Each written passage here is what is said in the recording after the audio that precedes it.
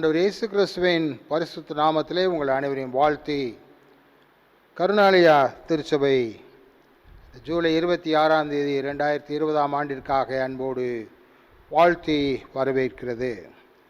தேவன் தாம் இந்த நாளுக்குரிய மனமகிழ்ச்சியை உங்களுக்கு தந்தருள்வாராக. ஜெபம் செய்வோம். அன்பின் ஆண்டவரே, பரிசுத்த பிதாவே, இந்த பரிசுத்த ஓய்வு நாளுக்காய் நன்றி செலுத்துகிறோம். இப்பொழுது உண்மை ஆவியோடும் உண்மையோடும் பரிசுத்த அலங்காரத்தோடு தொழுது ஸ்தோத்திரிக்க அருள் புரிந்தருளும். எங்கள் மத்தியிலே ஆவியானவர் அசைவாடுவாராக. ஆண்டவர் இயேசுவின் நாமத்திலே மன்றாடுகிறோம் பிதாவே, ஆமேன். தேவனுடைய நாமத்திற்கு மகிமையாகவும் இந்த தெய்வீக ஆராதனைக்கு ஆரம்பமாகவும் 211 பாமாலை பாடலை நாம் பாடுவோம். Him number 211 shall be the opening hymn. தேசத்தார்கள் யாரும் வந்து சுவிசேஷ வார்த்தையை நிறைவேற்றுங்கள் என்ற பாடல்.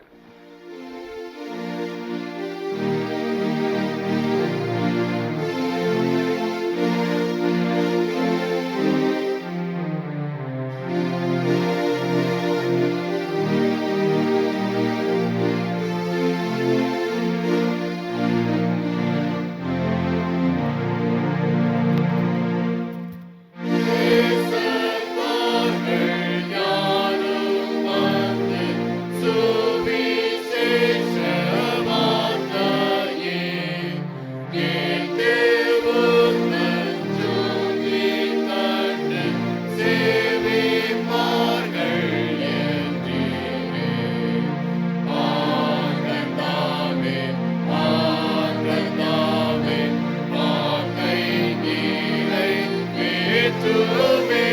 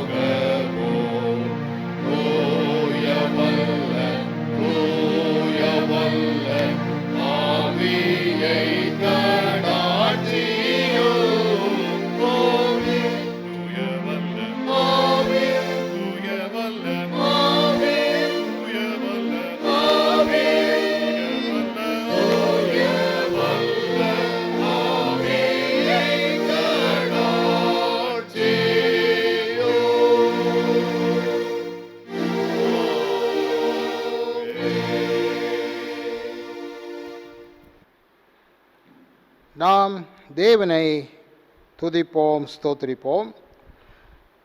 பரமபிதாவே, சர்வலோகங்களின் நீர் சிருஷ்டித்தபடியினால் உம்மை துதிக்கிறோம், ஸ்தோத்திரிக்கிறோம். ஆண்டவர் இயேசு கிறிஸ்துவை உலகத்தின் இரட்சகராக அனுப்பி உம்முடைய ஜனங்களை மீட்டு கொண்டதற்காக உம்மை துதிக்கிறோம், ஸ்தோத்திரிக்கிறோம். பரிசுத்த ஆவியானவரே, எல்லாருடைய உள்ளங்களிலும் இருதயங்களிலும் உம்முடைய பரிசுத்த அன்பை, தேவனுடைய அன்பை பொழிகிறவரே, உம்மை துதிக்கிறோம், ஸ்தோத்திரிக்கிறோம். திருத்துவ தெய்வமே, எங்கள் மத்தியிலே பிரசன்னராயிரும். எங்கள் துதிகளையும் ஸ்தோத்திரங்களையும் ஏற்றுக்கொள்ளும். எங்களுடைய விண்ணப்பம் உம்மிடத்திலே சேர்வதாக. ஆண்டவர் இயேசுவின் நாமத்திலே மன்றாடுகிறோம் பிதாவே, ஆமேன். நாம் நம்முடைய பாவங்களை அறிக்கை செய்வோமாக. Let us confess our sins to the Almighty God. ஆண்டவரே, உம்முடைய ஜனம் உம்முடைய வாயின் வார்த்தைகளினாலும் செயலினாலும் சிந்தனையினாலும் விரோதமாக செய்திருக்கிற பாவங்களை கல்வாரி இரத்தத்தினாலே அகற்றி போடும். Forgive the sins of your people which they have committed through words, deeds and thought patterns. And may your blessings and grace be upon your people. ஆண்டவரே, உம்முடைய அன்பின் கிருபை, பாவ மன்னிப்பின் நிச்சயம் உம்முடைய ஜனங்களோடு என்றென்றும் இருக்க இயேசுவின் நாமத்திலே மன்றாடுகிறோம் பிதாவே, ஆமேன். சர்வ வல்லமை மிகுந்திரக்கமுள்ள ஆண்டவர் மன்னிப்பையும் பாவ நிவர்த்தியை நமக்கு கட்டளையிட்டருளி வாழ்க்கையை சீர்படுத்துவதற்கான காலத்தையும் தம்முடைய பரிசுத்தாவின் கிருபையையும் தேற்றுதலையும் தந்தருள்வாராக, ஆமேன். வேத பாடங்கள் வாசிக்கப்பட கேட்போம். முதலாம் வேத பாடம் வாசிக்கப்படும். முதலாம் வேத பாடம் எசேக்கியேல் தீர்க்கதரிசியின் புஸ்தகம் 33ஆம் அதிகாரத்திலே அடங்கியிருக்கிறது. The first reading is taken from the book of Ezekiel, chapter 33. வாசிக்க தெரிந்து கொள்ளப்பட்ட முதலாம் வேத பாடம் எசேக்கியேல் 33ஆம் அதிகாரம், வசனங்கள் 1 முதல் 9 வரை. கர்த்தருடைய வார்த்தை எனக்கு உண்டாகி, அவர், மனுபுத்திரனே, நீ உன் ஜனத்தின் புத்திரரோடே பேசி அவர்களோடே சொல்ல வேண்டியதாவது, நான் தேசத்தின் மேல் பட்டயத்தை வரப்பண்ணுகையில் தேசத்தின் ஜனம் தங்கள் எல்லைகளில் உள்ள ஒருவனை அழைத்து அவனை தங்களுக்கு காவற்காரனாக வைத்த பின்பு இவன் தேசத்தின் மேல் பட்டயம் வருவதைக் கண்டு எக்காலமூதி ஜனத்தை எச்சரிக்கும்போது, எக்காலத்தின் சத்தத்தை கேட்கிறவன் அதை கேட்டும் எச்சரிக்கையிராமல் பட்டயம் வந்து அவனை வாரிக்கொள்ளுகிறது உண்டானால் அவனுடைய இரத்தப்பலி அவன் தலையின் மேல் சுமரும். அவன் எக்காலத்தின் சத்தத்தை கேட்டும் எச்சரிக்கையாய் இருக்கவில்லை, அவனுடைய இரத்தப்பலி அவன் பேரிலே சுமரும். எச்சரிக்கையாய் இருக்கிறவனோ தன் ஜீவனை தப்புவித்துக் கொள்வான். காவற்காரன் பட்டயம் வருவதைக் கண்டும் அவன் எக்காலம் ஊதாமலும் ஜனங்கள் எச்சரிக்கைப்படாமலும் பட்டயம் வந்து அவர்களில் யாதொருவனை வாரிக்கொள்ளுகிறது உண்டானால் அவன் தன் அக்கிரமத்திலே வாரிக்கொள்ளப்பட்டான். ஆனாலும் அவன் இரத்தப்பலியை காவற்காரன் கையிலே கேட்பேன். மனுபுத்திரனே, நான் உன்னை இஸ்ரவேல் வம்சத்தாருக்கு காவற்காரனாக வைத்தேன். ஆகையால் நீ என் வாயினாலே வார்த்தையை கேட்டு என் நாமத்தினாலே அவர்களை எச்சரிப்பாயாக. நான் துன்மார்க்கனை நோக்கி, துன்மார்க்கனே, நீ சாகவே சாவாய் என்று சொல்லுகையில் நீ துன்மார்க்கனை தன் துன்மார்க்கத்தில் இராதபடி எச்சரிக்கத்தக்கதாக அதை அவனுக்கு சொல்லாமற் போனால் அந்த துன்மார்க்கன் தன் அக்கிரமத்திலே சாவான். ஆனாலும் அவன் இரத்த பலியை உன் கையிலே கேட்பேன். துன்மார்க்கன் தன் வழியை விட்டு திரும்பும்படி நீ அவனை எச்சரித்தும் அவன் தன் வழியை விட்டு திரும்பாமல் போனால் அவன் தன் அக்கிரமத்திலே சாவான். நீயோ உன் ஆத்துமாவை தப்புவிப்பாய். பாடம் முடிந்தது. தேவனே, உமக்கு ஸ்தோத்திரம் உண்டாவதாக. இரண்டாவது பாடலை கீர்த்தனையிலிருந்து நாம் பாடுவோம். 277ஆம் கீர்த்தனை, ஐயனே உமது திருவடிக்கு சரணம் என்ற பாடல். Lyric number 277.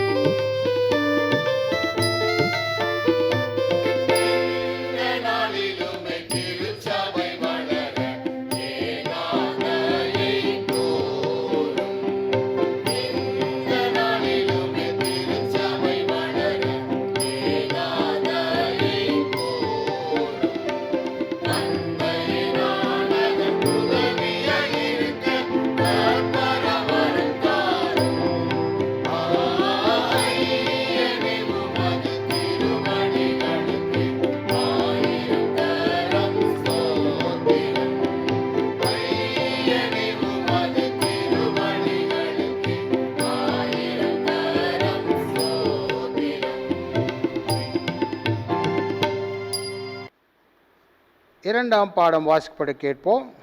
சுவிசேஷ வேத பாடம் யோவான் எழுதின சுவிசேஷம் 21ஆம் அதிகாரத்திலே அடங்கியிருக்கிறது. The gospel reading is taken from St. John's Gospel, chapter 21.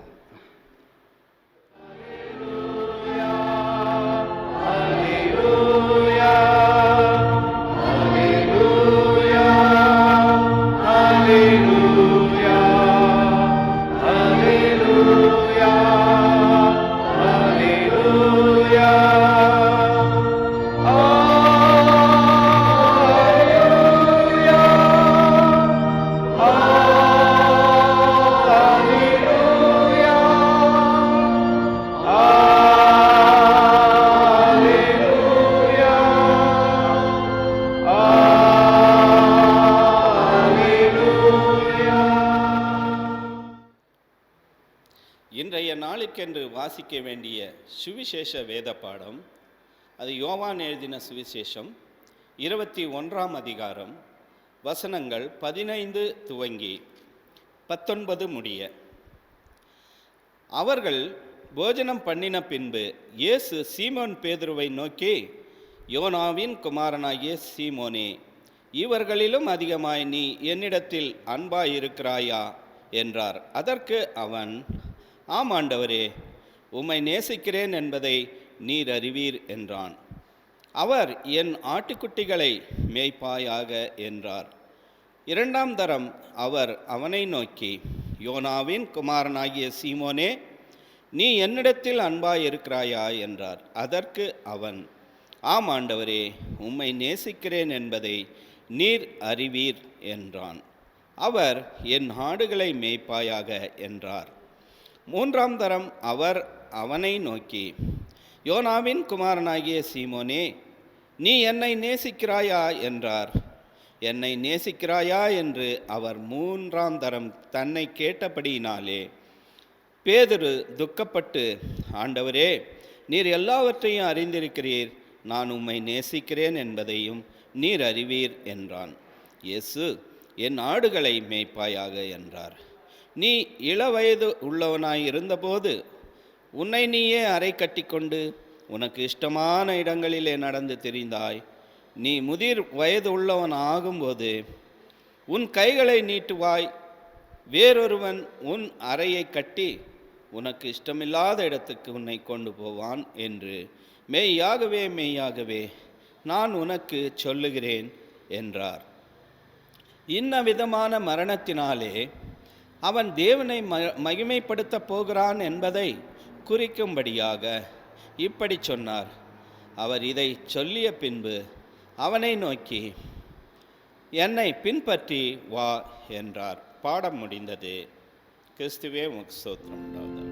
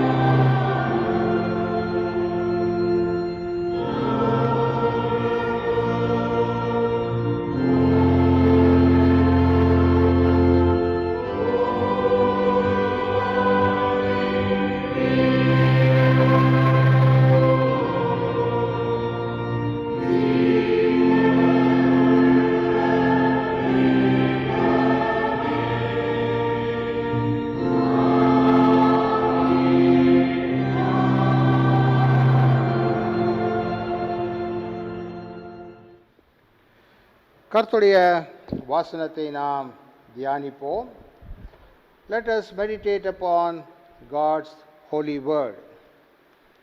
இந்த நாளிலே நாம் தியானிப்பதற்காக கொடுக்கப்பட்டிருக்கிற தியான பொருள் transform to transform, the ordained ministry of God. transform to transform, மாற்றப்பட்டவர்கள் மாற்றுகிறார்கள், மாற்றப்பட்டவர்கள் மாற்றுபவர்கள் என்கின்ற தலைப்பிலே நாம் தியானிப்பதற்காக கூடி வந்திருக்கிறோம். வாசிக்க கேட்ட முதல் வேத பாடத்திலிருந்து நாம் பார்க்கும்போது, ஆண்டவர் தம்முடைய பிள்ளைகளை, தம்முடைய ஊழியக்காரர்களை இஸ்ரவேல் ஜனங்களுக்கு காவல்காரராய் வைக்கிறார். God appoints and keeps his servants as the watchmen for his people. எசேக்கியேல் 33ஆம் அதிகாரத்தை நீங்கள் பார்ப்பீர்களானால், அங்கே ஆண்டவர் எசேக்கியேல் தீர்க்கதரிசி பார்த்து சொல்கிறார், மனுப்புத்திரனே, நான் உன்னை இஸ்ரவேல் ஜனங்களுக்கு காவல்காரனாய் வைக்கிறேன். இந்த காவல்காரனுடைய வேலை பட்டணத்தின் உச்சியிலே கோபுரத்திலிருந்து பார்த்து கொள்வது. ஒருவேளை தன்னுடைய பட்டணத்திற்கு விரோதமாக ஒரு படை வருமானால், பட்டயம் வருமானால், அழிவு வருமானால், அந்த காவல்காரன் எக்காலத்தை ஊதுகிறான். அந்த எக்காலத்தை கேட்டு ஜனங்கள் தப்பித்து கொள்வார்கள். எக்காலத்தை கேட்டும் தப்பித்து கொள்ளாதவர்கள் அவர்களும் உண்டு. ஆனால் அவருடைய இரத்த பலிக்கு கர்த்தரிடத்திலிருந்து எந்த பதிலும் கிடையாது. ஆனால் காவல்காரன் பார்த்து எச்சரியாமல் போனால் மரித்தவருடைய இரத்த பலியை ஆண்டவர் காவல்காரன் கையிலே கேட்பேன் என்று சொல்கிறார். ஆகவே ஆண்டவர் தன்னுடைய ஊழியக்காரர்களை தன்னுடைய ஜனங்களுக்கு காவல்காரராய் வைக்கிறார். God keeps his servants as the watchmen to warn, to correct and to convict and convince his people so that they will change towards God. ஆகவே ஆண்டுடைய பிள்ளைகள் ஆண்டுடைய வசனத்தை ஆண்டுடைய நாமத்திலே கேட்கத்தக்கதாக அவர்கள் காவல்காரர்களாக வைக்கப்படுகிறார்கள். இந்த காரியத்திலே பழைய ஏற்பாட்டின் காலத்திலே முக்கியமாக இந்த பணியை செய்தவர்கள் தீர்க்கதரிசிகள் செய்தார்கள், ஆசாரியர்கள் செய்தார்கள், ராஜாக்கள் செய்தார்கள் இந்த காவல்காரர் வேலையை. The New Testament times, the Old Testament times, the watchman duty of protecting God's people were done by prophets, priests and kings. And in New Testament times by the apostles, that is by missionaries and priests. புதிய ஏற்பாட்டின் காலத்தில் ஆண்டுடைய ஜனங்களை பார்த்து கொள்கின்ற ஊழியம் முக்கியமாக அப்போஸ்தலர்களுக்கு, அதாவது மிஷனரிமார்களுக்கும் ஆசாரியர்களுக்கும் கொடுக்கப்படுகிறதை நாம் காண்கிறோம்.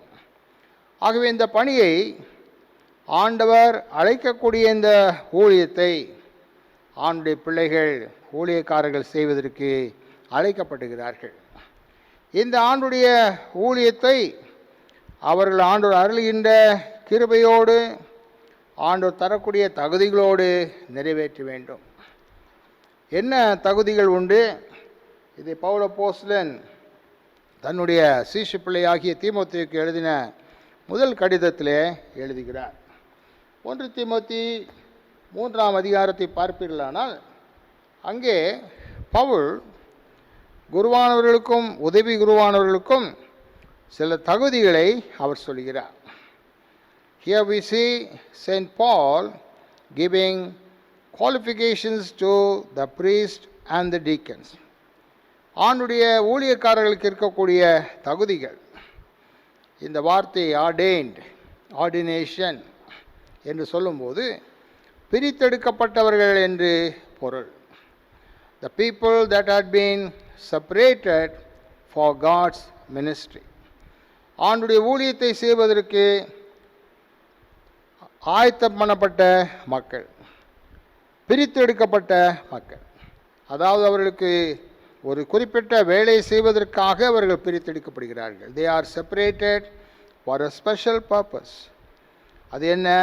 ஆண்டுடைய ஊழியத்தை ஒரு காவல்காரனாக, ஒரு மேய்ப்பனாக, ஒரு விவசாயியை போல செய்வதற்கு அவர்கள் அழைக்கப்படுகிறார்கள். ஆண்டவர் அருளுகின்ற கிருபையோடும் தகுதிகளோடும் நிறைவேற்ற வேண்டும். அவைகள் என்ன தகுதிகள் என்று நாம் பார்க்கும்போது அங்கே பவுல் அப்போஸ்தலன் சொல்கிறார், அவர்கள் எப்படிப்பட்டவர்களாக இருக்க வேண்டுமா? நற்சாட்சி உள்ளவர்களாக இருக்க வேண்டும். They should be people with a testimony. குடும்பத்தை நன்றாய் நடத்தக்கூடியவர்களாக இருக்க வேண்டும். They should be capable of running and taking care of their own family. மூன்றாவதாக அவர் சொல்கிறார், அவர்கள் தெளிந்த புத்தியுள்ளவர்களாக இருக்க வேண்டும். They should be people with sound mind. ஜாக்கிரதை உள்ளவர்களாக, people with alertness. அதை தவிர அவர்கள் போதக சமர்த்தனாக இருக்க வேண்டுமாம். They should be able and gifted preachers. அடுத்ததாக உபசரிக்கிறவர்களாக, they should be people of hospitality. அதை தவிர அவர்கள் புதிதாக ஆண்டவரை அறிந்தவர்களாக ஏற்றுக்கொண்டவர்களாக இருக்கக்கூடாது. அதை பவுல் சொல்கிறார், அவர்கள் நூதன சீஷனாக இருக்கக்கூடாது. They should not be a new disciple. இந்த பெங்களூர் பகுதியிலே மேற்கு திசையில் உள்ள ஒரு சபையிலே நான் குருவானவராக இருக்கும்போது அங்கே ஒரு மனிதனை பார்த்தோம். அந்த மனிதனுடைய ஒரு பெயர் அற்புதசாமி. இந்த அற்புதசாமி பார்ப்பீர்களானால் திடீரென்று இந்து மதத்திலிருந்து வந்த மனிதனை உக்ரானக்காரராய் செய்து விட்டார்கள், ஸ்டிபார்ட்.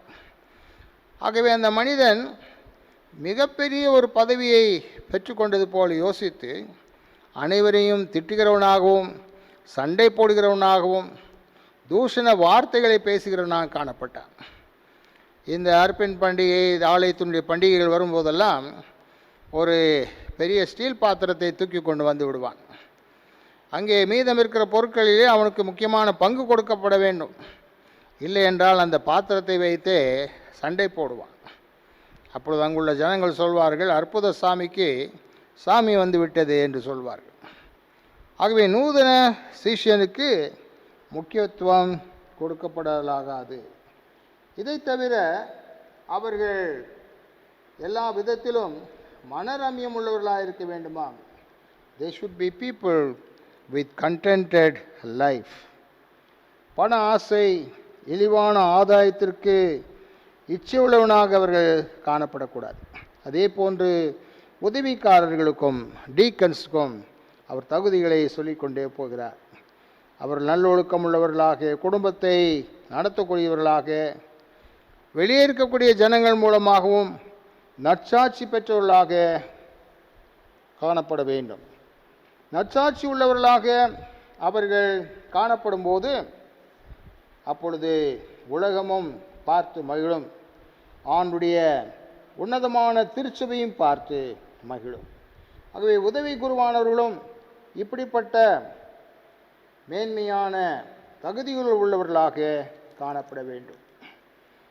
ஆகவே அவர்கள் ஆண்டுடைய அழைப்பை பெற்றவர்கள், ஆண்டுடைய அருளுகின்ற அபிஷேகத்தையும் பெற்றவர்கள். இப்படிப்பட்டவர்களை குறித்து ஆண்டவர் சொல்லும்போது வாசிக்க கேட்ட சுவிசேஷ வேத பாடத்திலே பார்க்கிறோம்.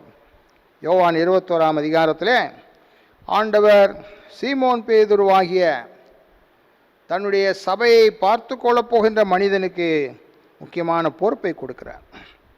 யோவான் 21ஆம் அதிகாரத்திலே பார்க்கிறோம், ஒரு 7 பேர்கள் சென்று ஆண்டவர் உயிர் தெழுந்த பிறகும் மீன் பிடிக்கப் போகிறார்கள். ஏமாற்றம். திபேரியா கடல் எனப்பட்ட கலிலேயா கடலிலே ஏமாற்றம். ஆனால் ஆண்டவர் காலையிலே கரையிலே வந்து நின்று அவர்களுக்கு வலைகளிலே 153 பெரிய மீன்கள் கிடைக்கத்தக்கதாக கிருபை செய்கிறார். காலை உணவையும் பரிமாறுகிறார். பரிமாறின பிறகு இந்த யோனாவின் குமாரனாகிய சீமோனை பார்த்து சொல்கிறார், நீ இவர்களை பார்க்கிலும் என்னிடத்தில் அதிக அன்புள்ளவனாய் இருக்கிறாயா? Simon, son of John, do you love me more than this? யோனாவின் குமாரனாகிய சீமோனே, நீ இவர்களிலும் அதிகமாய் என்னிடத்தில் அன்பாயிருக்கிறாயா? Do you love me more than this? 3 முறை ஆண்டவர் கேட்கிறார். 3 முறையும் நான் உம்மை நேசிக்கிறேன் ஆண்டவரே, இது நீர் அறிவீர் என்று சொல்கிறார். அப்பொழுது ஆண்டவர் சொல்கிறார், முதலாவதாக என் ஆட்டுக்குட்டிகளை மேய்ப்பாயாக, இரண்டாவதாய் சொல்கிறார் என் ஆடுகளை மேய்ப்பாயாக, மூன்றாவதாகவும் சொல்கிறார், நாடுகளை மேய்ப்பாயாக.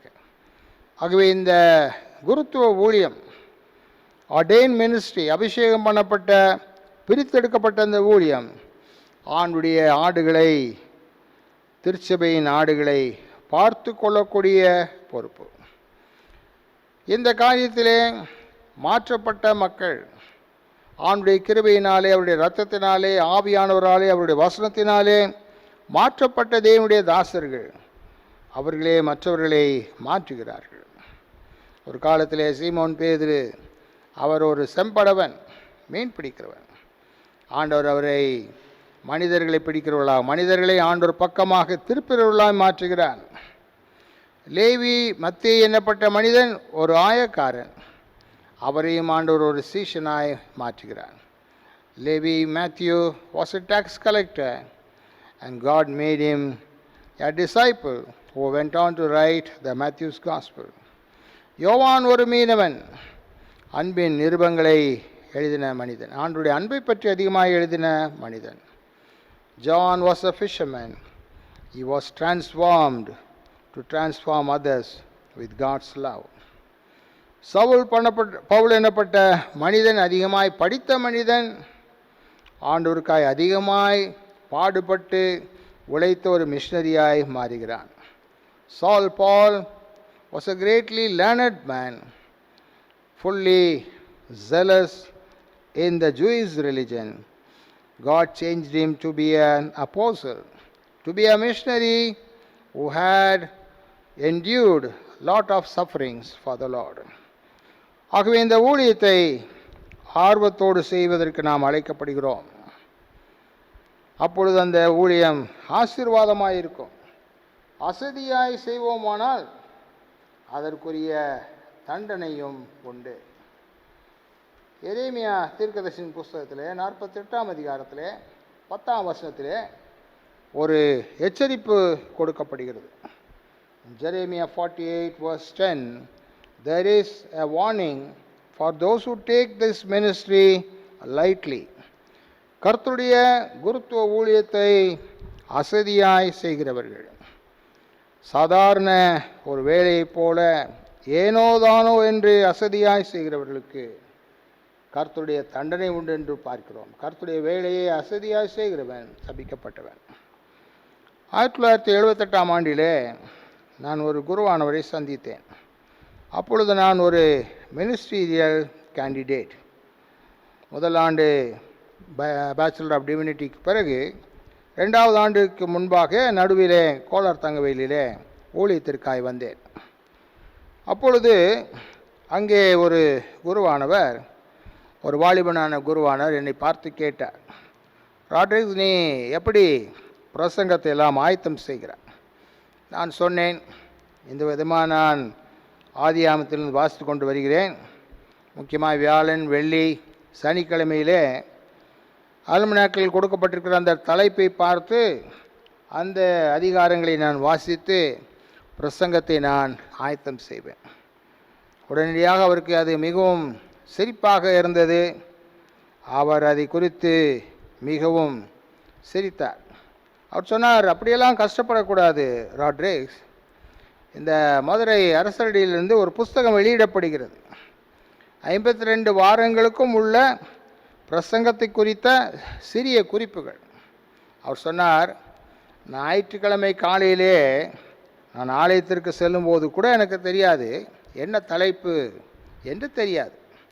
நான் அந்த ஆலயத்திற்கு சென்று அந்த வெளியே நிற்கும்போது நான் அந்த புஸ்தகத்தை திறந்து பார்ப்பேன், என்ன தலைப்பு, என்ன பிரசங்கம். அதை பார்த்து முதல் பாடலின் போது அந்த புஸ்தகத்தை நான், அந்த ஒரு பக்கம் இருக்கிற பிரசங்கத்தை நான் வாசிப்பேன். முதல் வேத பாடம், 2ஆம் வேத பாடம் வாசிக்கும் போதும் அதை வாசிப்பேன். ஒருவேளை நான் அதை சரியாக புரிந்து கொள்ளாவிட்டால் சபையார் பாடுவதற்காக ஒரு பாடலை நான் போட்டு விடுவேன். சபையார் பாடுகிற வேளையிலே அதை இன்னொரு முறை வாசித்து பிரசங்கம் செய்வேன். இவ்வளவு எளிதாக நாம் எடுத்துக்கொண்டால் போதும் என்று சொல்லி அவர் நகைச்சுவையாய் சொன்னார். அது எனக்கு நகைச்சுவையாய் இல்லாமல் மிகவும் ஆச்சரியத்தை குறித்தது. பெங்களூர் வந்தேன். பெங்களூரில் அனைவரும் அதிகமாய் மதிக்கக்கூடிய 2 போதகர்கள் இருந்தார்கள் அப்பொழுது.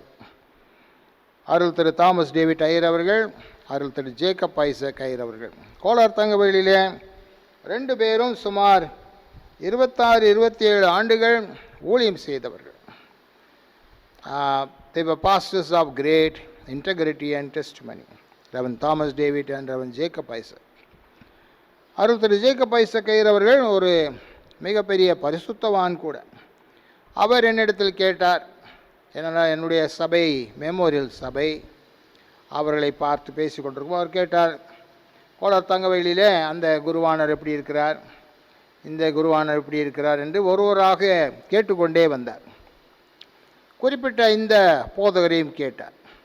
குறிப்பிட்ட இந்த போதகரை கேட்டவுடனே நான் அவர் சொன்ன காரியங்களை சொன்னேன். எப்படி அவர் பிரசங்கம் ஆயத்தம் செய்கிறார் என்பதை குறித்து நான் சொன்னேன். சொன்னவுடனே அவருக்கு மிகவும் கோபம் வந்துவிட்டது. மிகவும் சாதுவான அவர் சொன்னார், அவன் அப்படியா சொன்னார், அவன் நாசமாக போவான் என்று சொல்லிவிட்டார். ஒருவேளை அந்த குருவானவர் அப்படி சொல்வார் என்று எனக்கு தெரிந்திருந்தால் நான் இந்த சம்பவத்தை சொல்லியிருக்க மாட்டேன். அவர் சொன்னார், பிரசங்கத்தை இவ்வளவு எளிதாக எடுத்துக்கொள்ளக்கூடிய அந்த மனிதனை அவர் திட்டினார். சில மாதங்களுக்குள்ளாக அந்த குருவானவர் ஊழியங்களை எள்ளி நகையாடின அந்த குருவானவர் திடீரென்று தோன்றின ஒரு வியாதியினால் மரித்து போனார். கர்த்தருக்குள் அன்பான பிள்ளைகளே, கர்த்தருக்குள் அன்பான ஊழியக்காரர்களே, ஊழியக்காரிகளே, கர்த்தருடைய ஊழியம் பரிசுத்தமானது. அது ஆண்டவர் அழைக்கின்ற ஊழியம், ஆண்டுடைய கனமான கௌரவத்திற்குரிய ஊழியம். ஆண்டவர் தருகிற அபிஷேகத்தோடு, அவர் அருளுகின்ற கிருபையோடு, தகுதிகளோடு நிறைவேற்றுகின்ற ஊழியம். ஆண்டுடைய ஆடுகளாகிய திருச்சபையின் குடும்பங்களை பார்த்து போஷித்து வழிநடத்தக்கூடிய ஊழியமாய் காணப்படுகிறது. இதை சகல ஜாக்கிரதையோடும் உத்தரவாதத்தோடும் ஆர்வத்தோடு நாம் நிறைவேற்றும் போது நாம் ஆசீர்வாதமாயிருப்போம். ஆண்டுடைய புகழும் கீர்த்தியும் ஆசீர்வாதமும் நம் பேரிலும் நம்முடைய சபையின் பேரிலும் இருக்கும். கர்த்தர் துணை செய்வாராக. ஆமேன், ஆமேன்.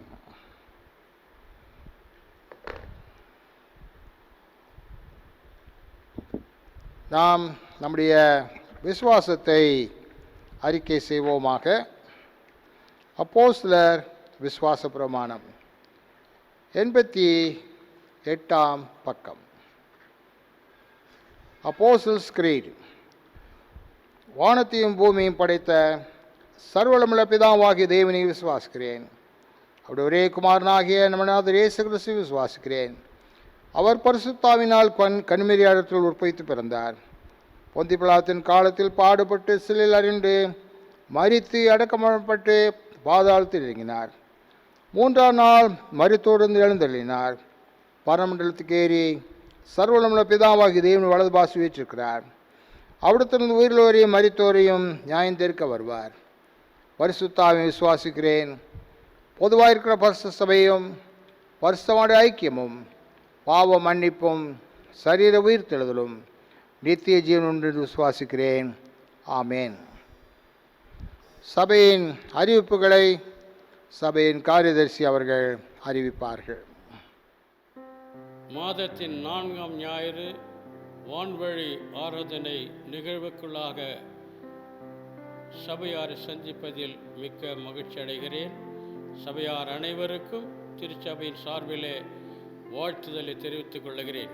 கடந்த வாரம் திங்கள் முதல் 26ஆம் தேதி ஞாயிறு வரை தங்களுடைய பிறந்த நாளையும் திருமண நாளையும் கொண்டாடியவர்கள் திரு தேவபால் எம், திரு டேரிஸ் தாஸ், திரு ராமூர்த்தி சி, திரு ஜார்ஜ் எலட், திரு கனகராஜ் எஸ், குமாரி சோபியா லிசி, திரு சாமுவேல் சாந்தகுமார், திரு ஆரோன் கே, திரு இயேசுபாதம், மாஸ்டர் ஸ்டீவன் எம், குமாரி ஜெனிஃபர் எம், திரு ஜான்சன் டானியல், திருமதி மலர்விழி, திருமதி சாரன் ரூத் பிரின்சிபா, திருமதி Ruby Gnanajothi, master Steven Philip S, குமாரி நந்தினி எல், திரு தாசபால் எஸ்பி, திரு Samrose Sundar Singh, master Aarvan Daniel Rajkumar, திரு ஐசக் சாலமோன் பி, திருமதி மேரி ஏ, திருமதி ராதிகா, திரு Suresh M, baby Raelin Rubini D. கடந்த வாரத்திலே தங்களுடைய திருமண நாளை கொண்டாடியவர்கள் திருமதி திரு அலெக்சாண்டர் எல். இவர்கள் அனைவருக்கும் திருச்சபையின் சார்பிலே வாழ்த்துதல் தெரிவித்துக் கொள்கிறேன். கடந்த வாரத்திலே சேகரிக்கப்பட்ட காணிக்கை விவரம்: மாதாந்திர சந்தா 2940, ஞாயிறு பள்ளி நிதி 1130, நற்செய்தி நிதி 1430, ஏழை நிவாரண நிதி 1680, மரண நிவாரண நிதி 1800, ஆலய கட்டட நிதி 4520, பை காணிக்கை 130, ஆலய கட்டட நிதி கான்ட்ரிபியூஷன் 6 ரூபாய், அர்ப்பின் ஏல பாக்கி 9200, நன்றி காணிக்கை 200, உண்டிப்பெட்டியல் மூலமாக சேகரிக்கப்பட்ட காணிக்கை 1732. ஆக மொத்தம் 25762 என்பதை தரிசபையாருக்கு தெரிவித்துக் கொள்கிறேன்.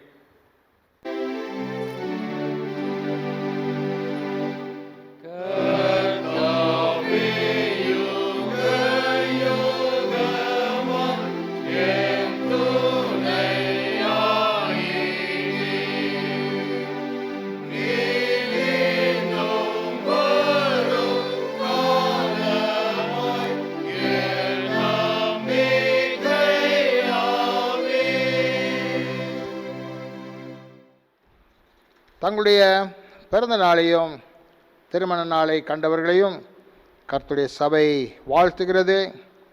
நாம் அவர்களுக்காக ஜெபிக்க கடமைப்பட்டிருக்கிறோம்.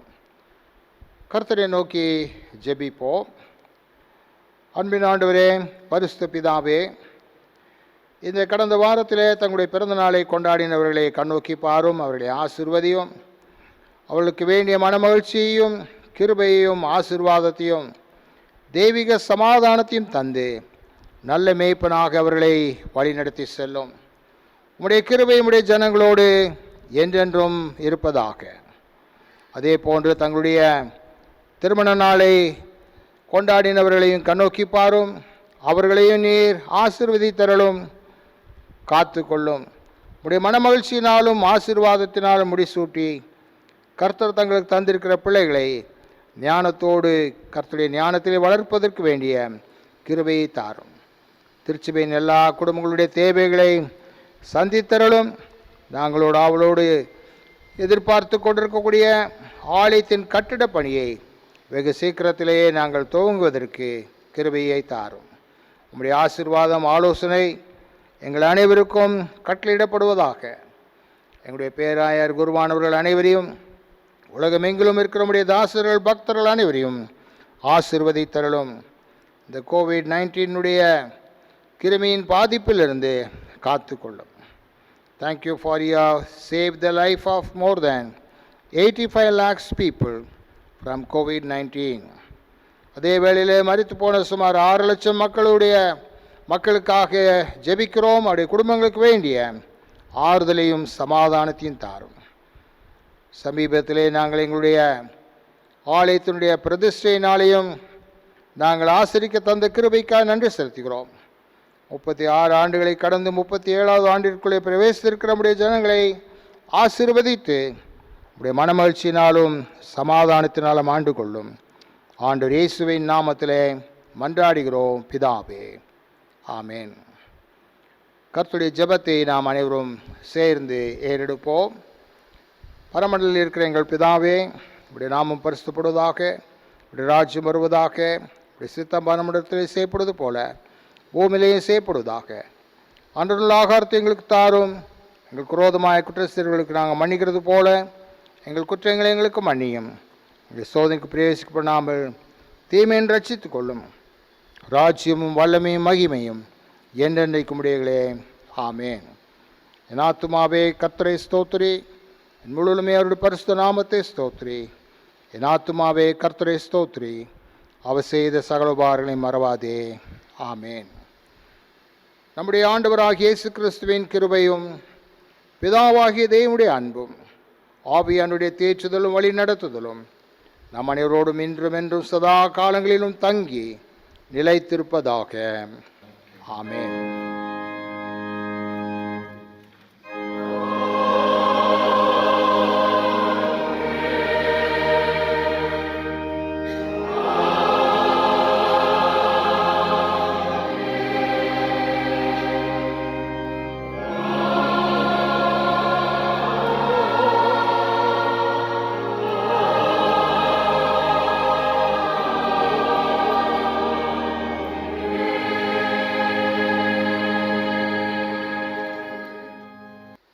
முடிவு பாடலாக நாம் ஆண்டுடைய நாமத்திற்கு மகிமையாக பாமாலைகளில் 361 பாமாலையை பாடுவோம். ஹிம் நம்பர் 361, ஒப்பில்லாத திவ்ய அன்பே என்ற பாடல்.